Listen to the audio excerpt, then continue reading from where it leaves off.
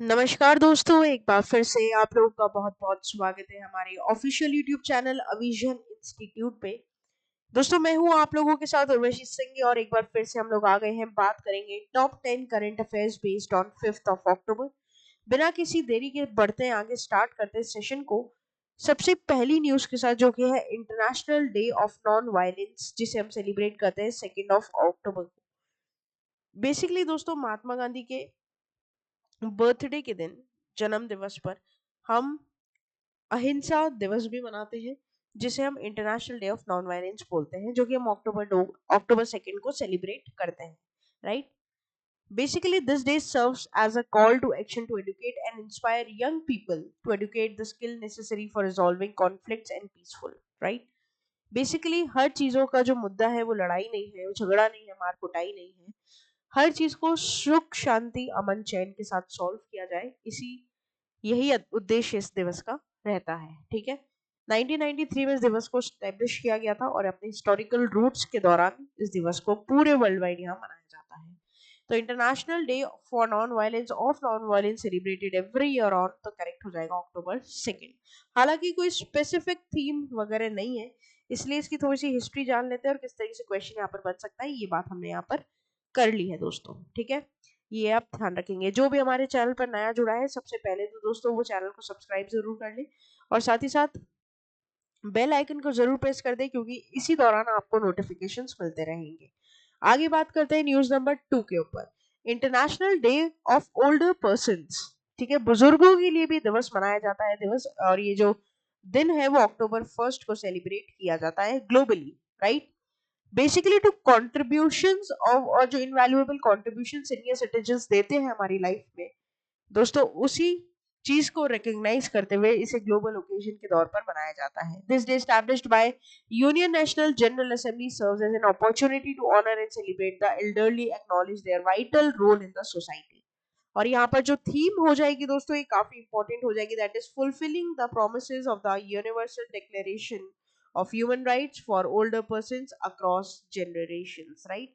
तो यहाँ पर ये जो थीम है, this is the most important and you have to remember, because मैंने हमेशा आप लोगों को बताया है कि जब भी आप कोई पर्टिकुलर इंपॉर्टेंट डे पढ़ रहे हैं और अगर उसके अंदर कोई थीम आपको दी गई है डिटेल्स में तो आप उसको जरूर जरूर जरूर याद कर ले, क्योंकि वो एक इम्पोर्टेंट एस्पेक्ट और पैरामीटर वहां पर बन जाता है।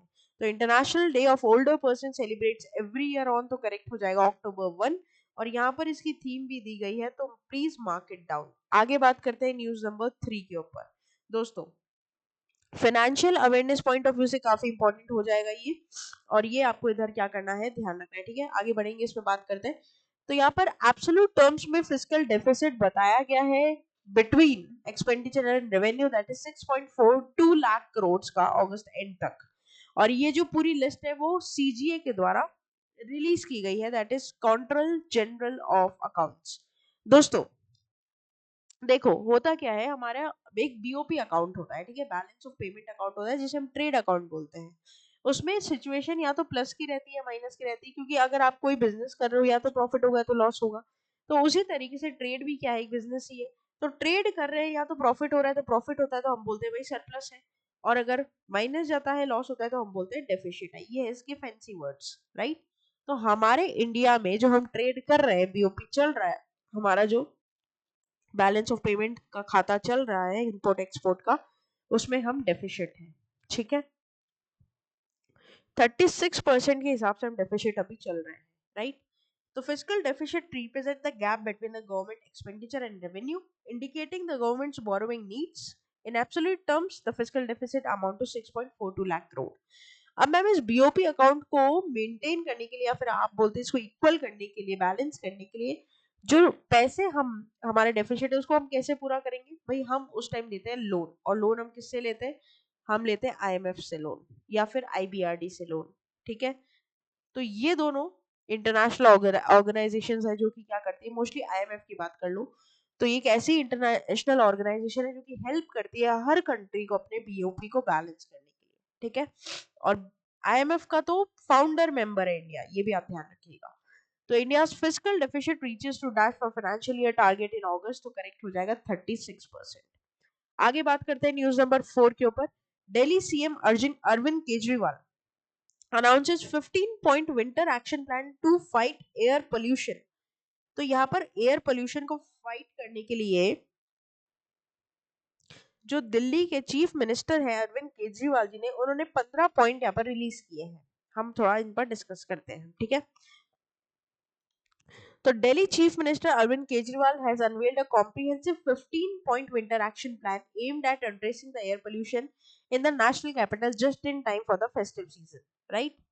तो यहाँ पर क्या पॉइंट्स है, देखो थोड़ा सा मैंने यहाँ पर आप लोगों को बताया। सबसे पहला पॉइंट कि एयर क्वालिटी मैट्रिक्स में इंप्रूवमेंट्स चाहिए, जिसमें जो लेवल है वो यहाँ पर, जैसे कि मैंने यहाँ पर देखो रिडक्शन लिखी है, PM 2.5 जो कि 10 लेवल्स है उसको घटाकर 2.5 हो जाए। मतलब पहले 2014 की बात करूं तो 149 मेट्रिक तक एयर क्वालिटी खराब थी, या फिर एयर क्वालिटी का पॉइंट था 149 था, उसको 2023 में वो घटकर हो गया 103, जो कि बेटर है।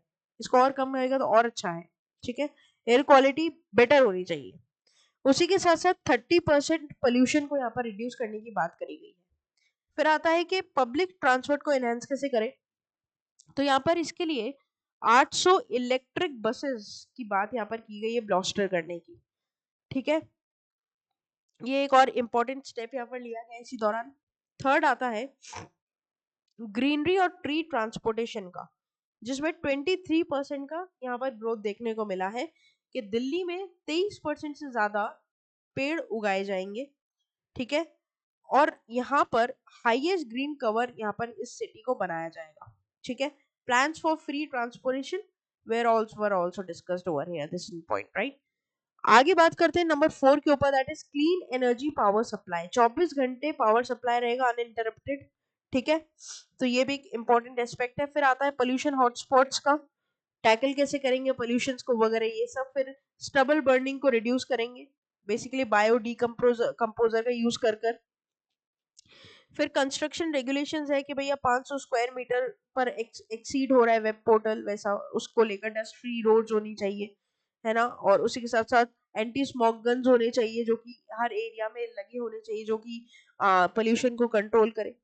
उसके बाद आता है कि स्वीपिंग और वाटर स्प्रिंकलिंग होनी चाहिए हर जगह, जिससे स्मोक गन्स वगैरह इन सबको जो है टैकल किया जा सके। ये भी एक बहुत बड़ा पार्ट होता है दोस्तों।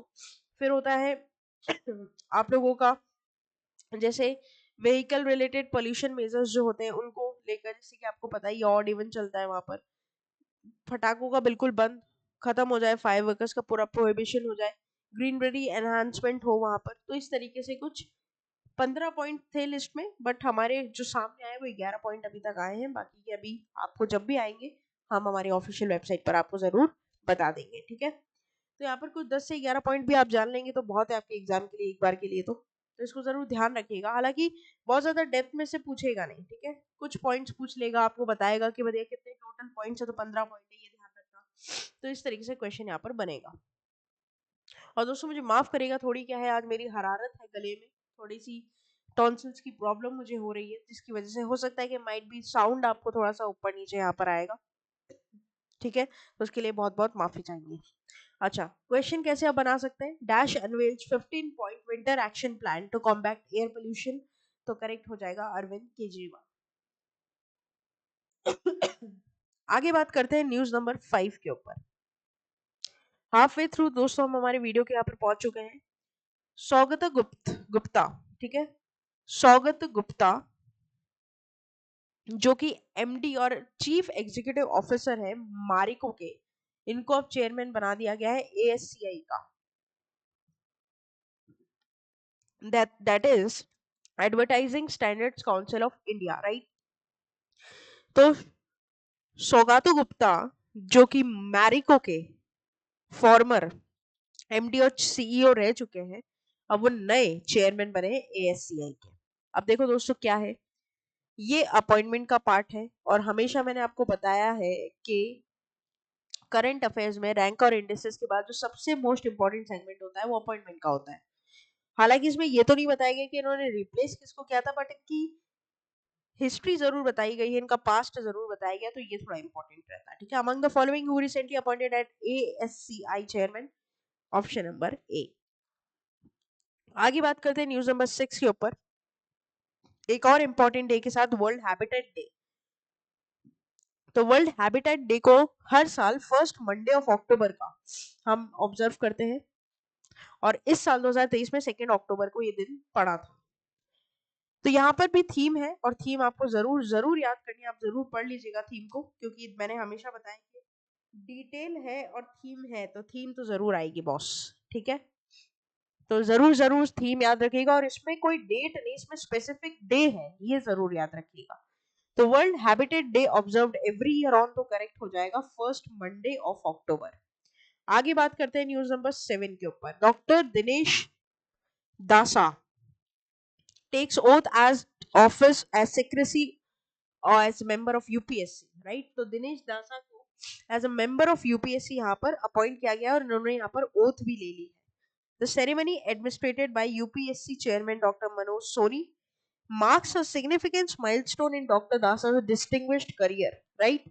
तो यहाँ पर दोस्तों एक important person बन रहे for the UPSC council, कौन? डॉक्टर दिनेश दासा, very very important. So Dash took an oath as office as secrecy as member of UPSC, correct हो जाएगा दिनेश दास जी, राइट। आगे बात करते हैं न्यूज नंबर 8 के ऊपर, एक और अपॉइंटमेंट है यहाँ पर।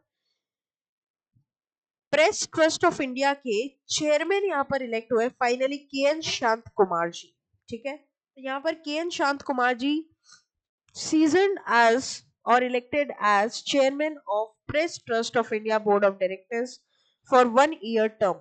This announcement came along with the following of annual general meeting of PTI's Board of Directors held on new agency headquarters in New Delhi. Right? तो यहाँ पर जरूर जरूर याद रखिएगा दोस्तों, के एन शांत कुमार क्या बने हैं? चेयरमैन बने हैं प्रेस ट्रस्ट ऑफ इंडिया के, और it is very very important from your exam point of view.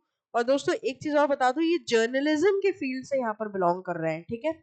तो यहाँ पर इनका फोटो देख लो, नाम देख लो, किस लिए यहाँ पर इलेक्ट हुए हैं ये भी देख लो। तो among the following who elected as chairman of Press Trust of India, तो जर्नलिस्ट तो है ही, आपको पता है, प्रोफेशनल, के एन शांत कुमार। आगे बात करते हैं न्यूज नंबर 9 के ऊपर। दोस्तों मैंने आप लोगों को ओडीएफ के बारे में बताया था लास्ट सेशन में, लास्ट टू लास्ट सेशन में शायद।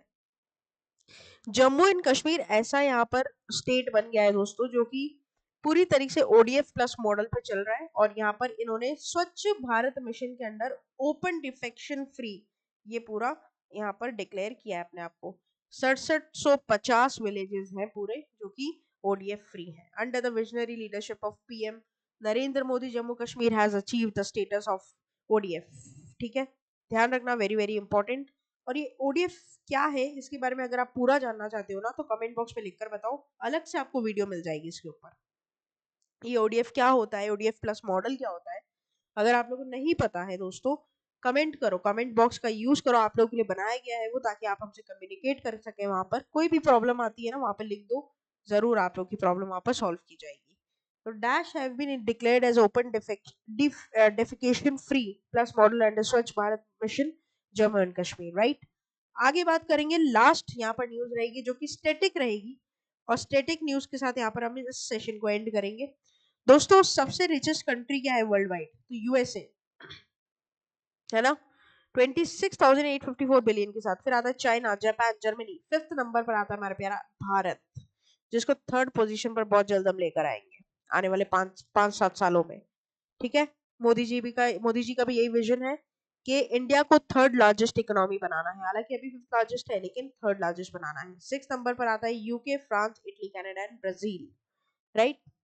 तो ये आप यहाँ पर क्या करेंगे, ध्यान रखेंगे, आपके नॉलेज के लिए दोस्तों काफी इंपॉर्टेंट रहेगा, और चाहे तो आपके इंटरव्यू में भी इस पर क्वेश्चन आ सकते हैं।